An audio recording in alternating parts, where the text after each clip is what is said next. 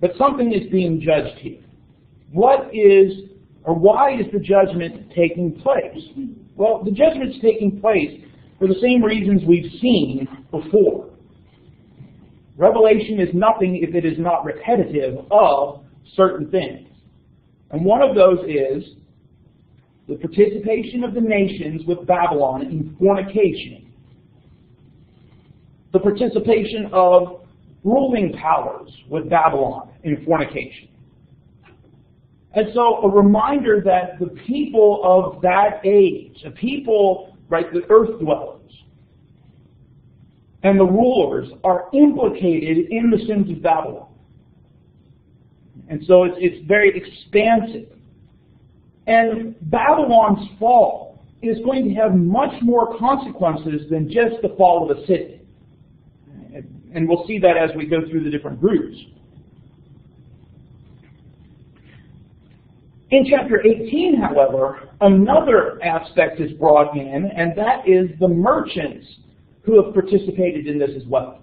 Right? We've seen the peoples of the earth, the nations being judged, right? This phrase, the wine of the wrath of their fornication. We've seen the kings of the earth being judged. But now the merchants are brought in here as well. Now, the term merchant might suggest to us just about anybody engaged in business, but that's not quite what the term means. Instead, the term that's translated here as merchant refers to those who sell merchandise in large quantities, wholesalers, we might think of. Right? So Costco is the mark of the beast. Or Sam's Club. I guess it depends on where you think. Right? But something like that, where it's these huge quantities of things. Well, it's not just because they're selling huge quantities, but it's how they are doing it. Right? And through these merchants is the economic exploitation of Babylon upon its outer regions, right? The taxes, and you're taking their goods and their commodities and taking them for the riches. And so we've noted before that the plagues hit commerce, right, and waters, the seas. But here now they're specific targets of God's wrath. They've made their gains, and essentially their ill-gotten gains, off of Babylon. And so the merchants have prospered over Babylon's immorality. I mean, think about that list that's further down, where we get through all the cargo that the merchants were involved in. Right? There's a lot of things there, including people, that Babylon has been made rich over, and the merchants are implicated in that. And so the merchants were just as much a part of, for example, in the first century, Rome's conquest as the armies were. And so it's through the merchants, people become economically dependent upon Rome and thus liable to exploitation. So everybody involved in Babylon, everybody involved with the beast, everyone involved with the prostitute is coming under God's judgment. It's then that John hears another voice. And so the last voice was the voice of the angel who has come down from heaven. But now there is another voice. Who's this voice coming from heaven? Probably God. Even though God's not specifically identified, given what the voice says, it seems to make sense that it would be God. And what's the message that the voice has from heaven? Get out of there. Yeah, essentially get out, right? So there is this call to come out of Babylon, directed towards God's people. Why call the people out of Babylon? What was that? He's getting ready to destroy it. He's getting ready to destroy it, right? And so you kind of get the image of Lot and his family escaping Sodom and Gomorrah, right? Get out, don't turn around. And so this idea of God's people separating from sinful society It's found throughout the Old Testament and the New Testament.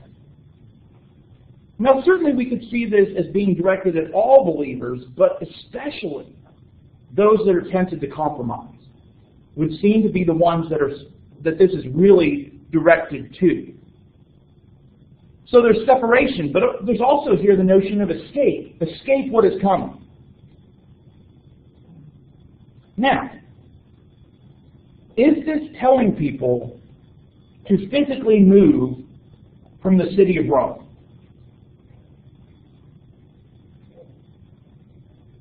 Most of you are shaking your heads no. And I would agree with that. Right? It doesn't seem to be that he's saying you need to get out of Rome. Because first of all, who's the book directed originally to? Christians in Asia who aren't living in Rome. Right? There isn't a letter to the church at Rome in Revelation. So they're already out of Babylon in that sense. So this is more of a spiritual Babylon. Stay away from the spiritual Babylon, which has expanded throughout the empire. Stay out of there so that you do not take part in her sins. Right? Staying in Babylon could result in you being seduced to participate in the same sins Babylon is participating in. And so there's that need to be separate. Right? Not physically separate. He's not saying leave the Roman Empire, but he is saying don't participate in the things of Rome. Don't participate in the things of Babylon. Could it have also meant maybe cut off trade with the Rome as a senator? Well, ultimately that's what's going to happen. Right. And so it's certainly going to. So that's like the physical setting, it's not. Yeah, when you would think about some of the things that you would have to be involved in as a business person, especially in Asia Minor, where you would have to go to trade guilds meetings in temples, right? You got to cut that off. You can't participate in that, and so you need to find other ways to make your business. So get out of Babylon so that you don't take part in her sins, but also get out of Babylon so that you don't end up receiving the plagues. So if one shares in the sins of Babylon, she or he is going to be a target of the plagues as well. They'll receive the same punishment. Now remember, originally written to Christians. And so those compromisers who might be thinking, oh, I'm okay because I have put on Christ in baptism. I'm okay because I identify as a Christian. If you share in her sins, you are going to receive the plagues as well. So separate. You will receive the same punishment. And then the voice also says that part of the reasons why the plagues are coming is for her sins are heaped high as heaven. What kind of image or what kind of thoughts do you think of when you hear that phrase, her sins are heaped high as heaven? Yeah, we can think of the quantity of sins, right? And, just the quality then being the other thing, right? Not only is there a lot of it, the ones that are being done are so horrendous, right? We talked about that term abomination on Tuesday.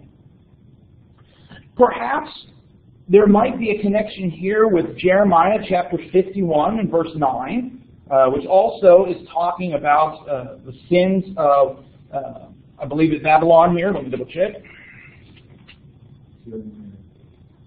Jeremiah 51 and verse 9. Yeah. Where God says in verse 6, he talks, flee from the midst of Babylon, save your lives, each of you.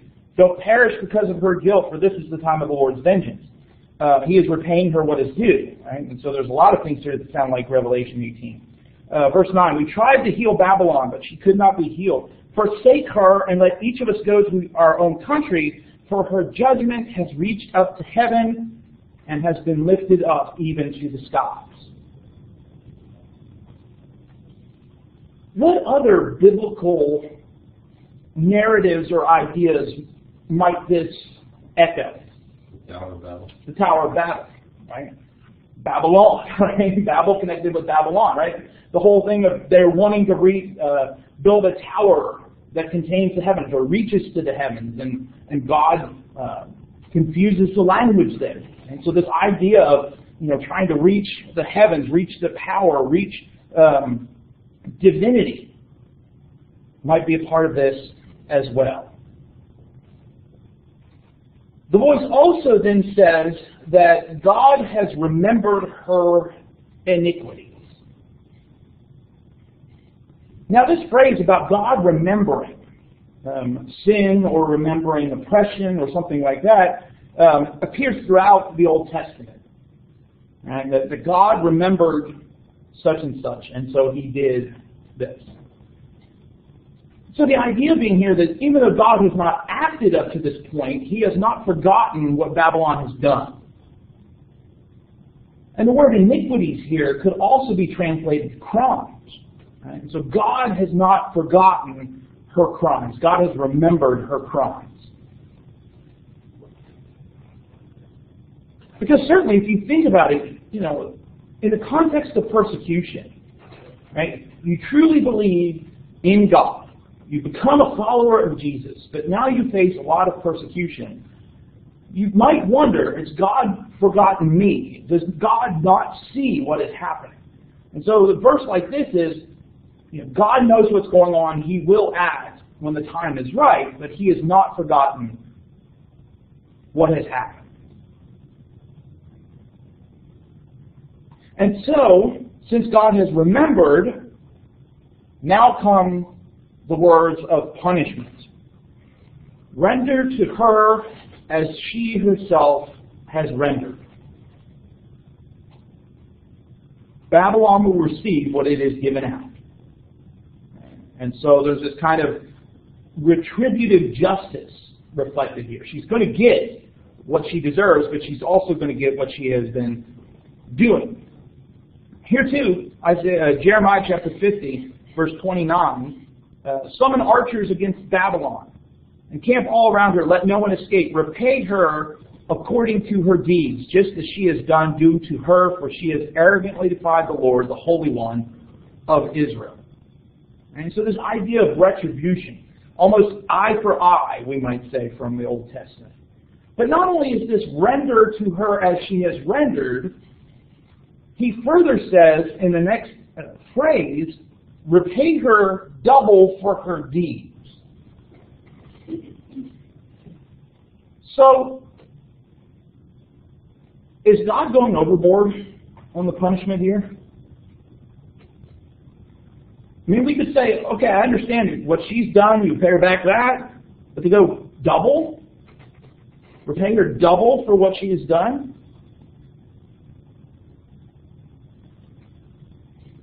I mean, is this just? Is this right for God to repay Babylon twice what she deserves, in a sense?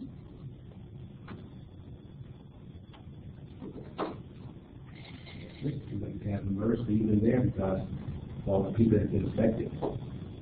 Yeah, I mean, a lot of people have been affected by this, and so perhaps even twice might not be enough to really do it. Other thoughts?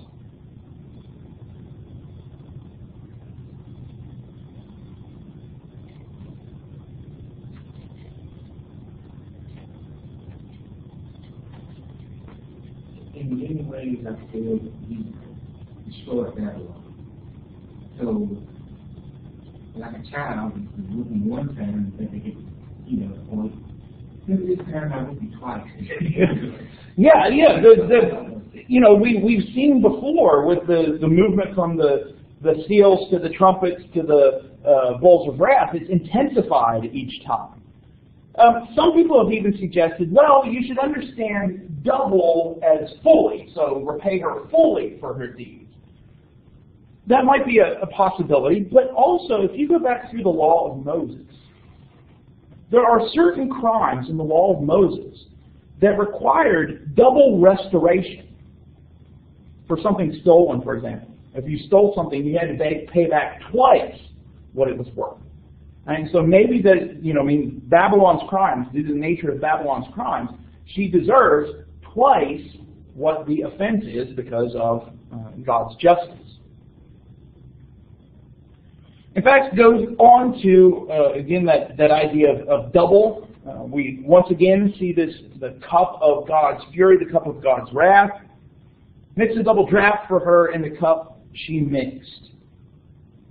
And so Babylon had mixed this cup of abominations and immorality, and now it's going to be the wine of God's wrath that she will drink.